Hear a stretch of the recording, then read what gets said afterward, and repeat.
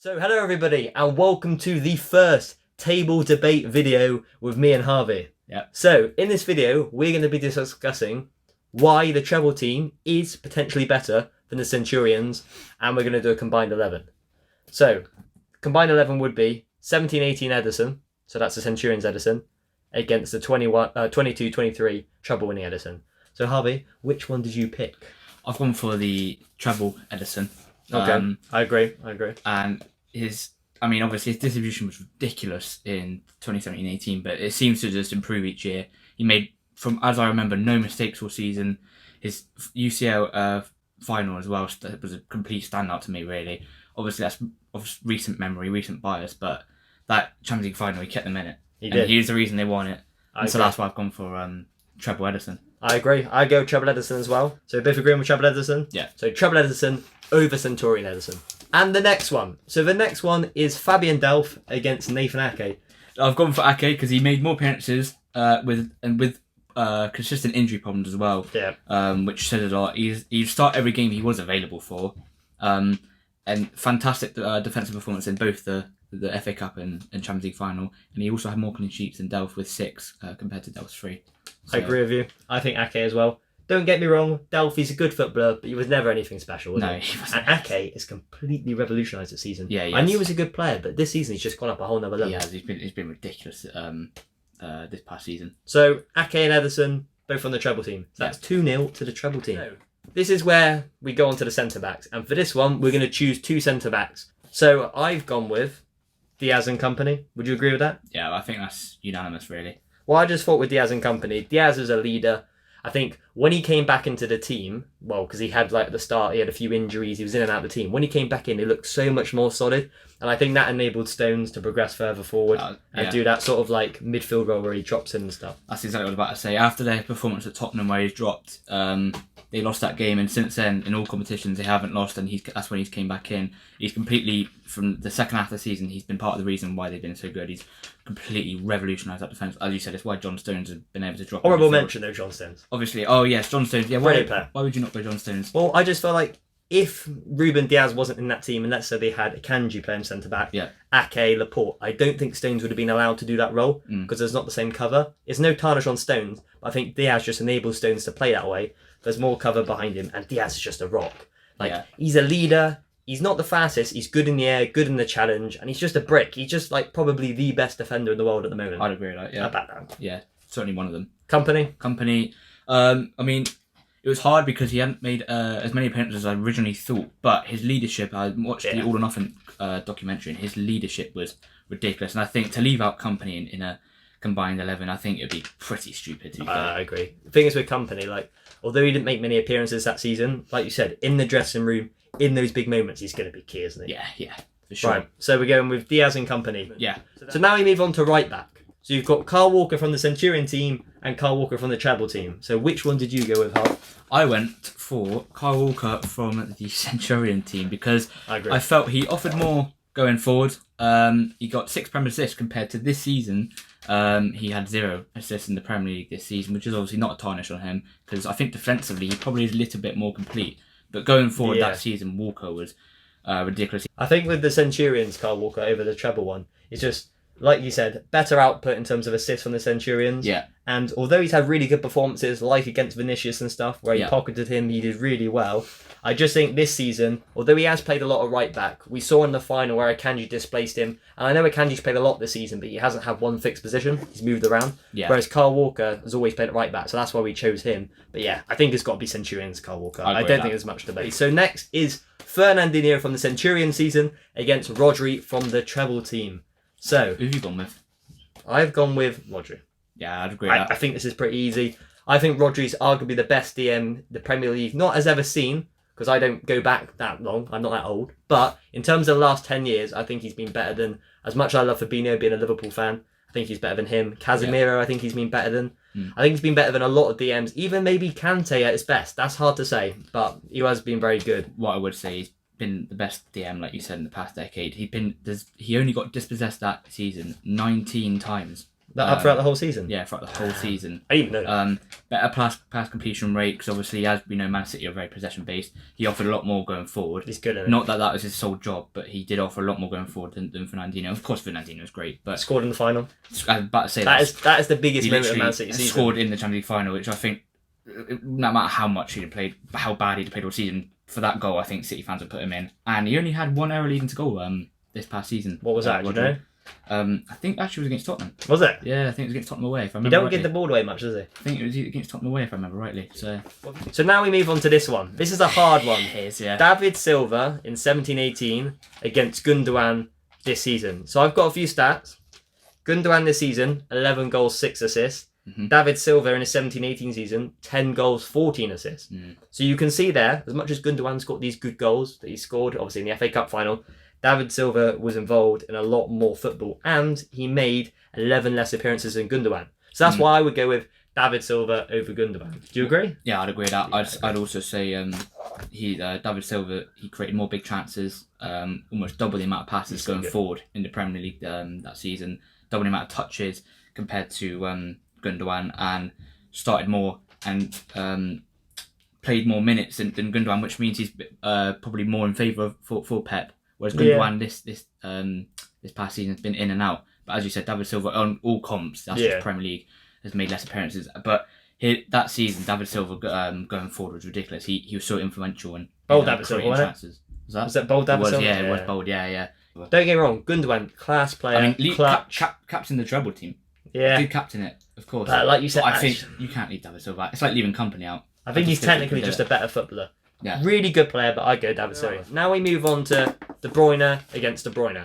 So you've got De Bruyne from the Centurion season or De Bruyne from the treble winning team. What do you go with? I went for the KDB treble team. So, I agree. We've agreed on so far. Everyone. We haven't done this before, by the way. Guys. No, we said we're not going to show each other. Yeah, we haven't shown each other. But what stand out to me for Kevin De Bruyne this season, because the stats sort of leeway toward more 17-18 De Bruyne. And obviously it doesn't help because he hasn't won as much, but De Bruyne this season in so many big games, and the main games I think of was against Arsenal. The 2 games against Arsenal he turned up in, and he turned up in the UCL for them countless times this season, and he created 31 big chances this past season. 31? And he made 32 appearances, so that's almost a big chance created per match. So it's crazy, and I don't think he did that. Wait, in fact, he didn't do that in 17-18, which I just think is crazy. I mean, obviously it helps that he had Haaland, but wow, that stat to me just stood out. He's class, isn't he? Well, if you think about this season, that goal against Real Madrid, at that moment, yes, obviously they did demolish Real Madrid at the Etihad, but that goal, it was 1-0 Real Madrid. The tension was there. Like, they had to score here because it massively helped them. That goal was brilliant. Yeah. And yes, he did get injured in the final, but what about those games against Arsenal? I literally think that's what I'm saying. Brilliant. He has turned up in big games. Obviously, I know he's injured for the UCL final, but all the other games he's turned up in so many big moments, and that stat that I said about the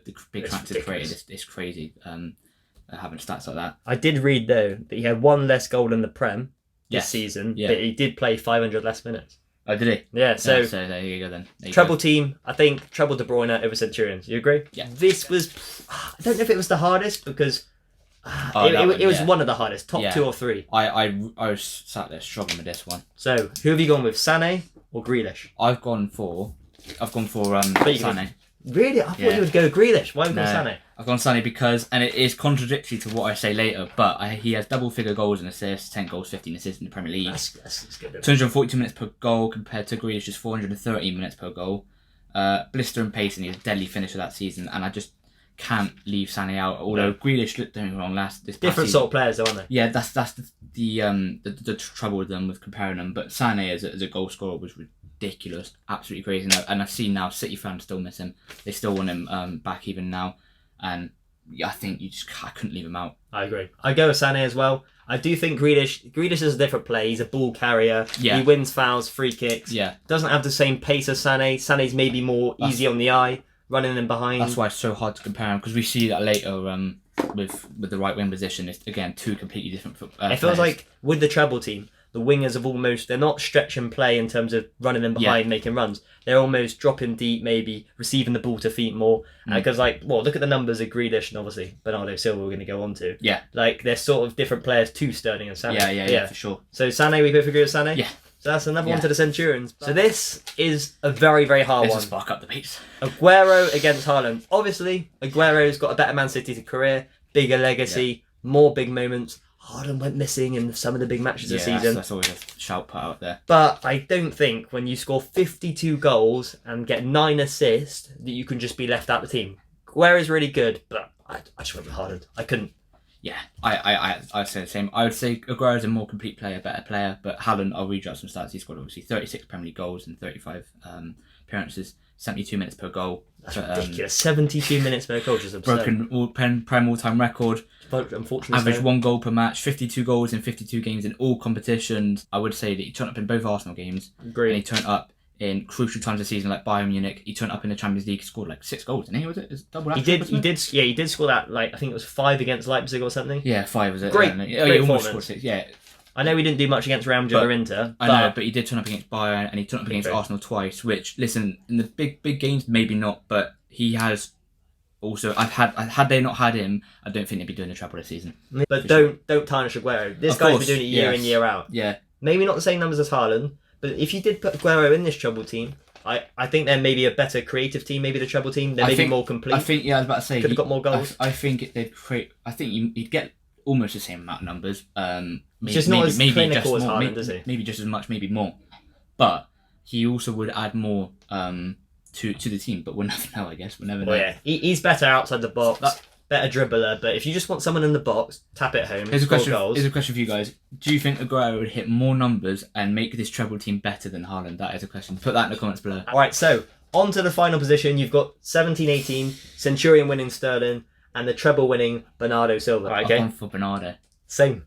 I've actually gone for Bernardo Silva as well. So we haven't done this before, by the way, guys. We haven't, but somehow we've picked the exact same team. I've gone for Bernardo because second half of the season on the right wing, I thought he was unplayable because he's playing at left back at the start of the season. I don't know what Pep. It's just his versatility, isn't it? But the second half of this season, and what stands out to me is the semi-final versus Real Madrid. He was ridiculous. Obviously, had it not been his close control dribbling. Oh mate, it's probably the best in the Premier League. Wouldn't you say? Oh yeah, for sure. And he keeps it close. He's always been up there in one of the best players in the Prem. When people name the best players in the Premier League, his name's always mentioned, and he's dispossessed a lot less than Sterling for when I was looking at. And obviously, it's very contradictory to picking Sané because obviously his numbers are a lot less than Sterling.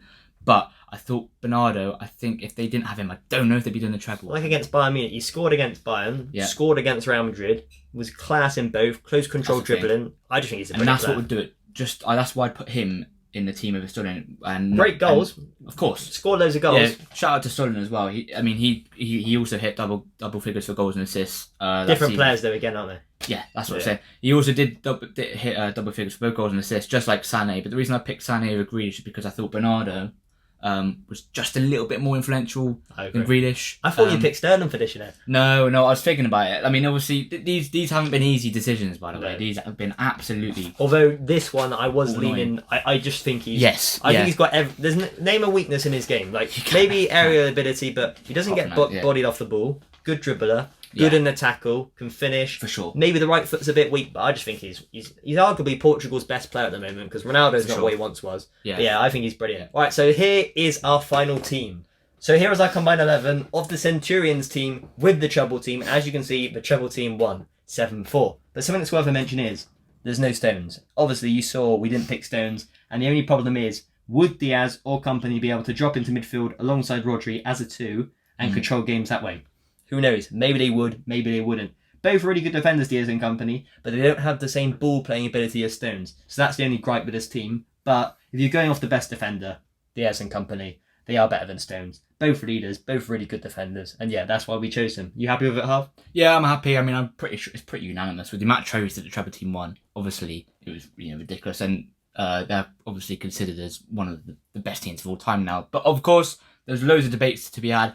Make sure you comment them below because obviously we know that not everyone's going to agree with this. So we're happy to hear what you think below. There's definitely players that you might think we've missed out because obviously the individual seasons, the Centurions were actually better. They got 11 more points that season and won 2 trophies. But obviously the value of the trophies that the treble team won were, of course, FA Cup and Champions League. It's Exactly. better than just the Caribou Cup alongside the Premier League, isn't it? Exactly. But anyway, make sure you check out our YouTube Shorts. We've got quizzes on there, against the player series, so make sure you go and check that out. You'll enjoy it for sure. And while you're at it, hit the subscribe button and like this video as well if you want more table debate shows. Also, on this video, comment as well what else you'd like us to discuss on table debate shows. Is there any other topics that you'd like us to debate, create combined 11s on, and just have a talk about?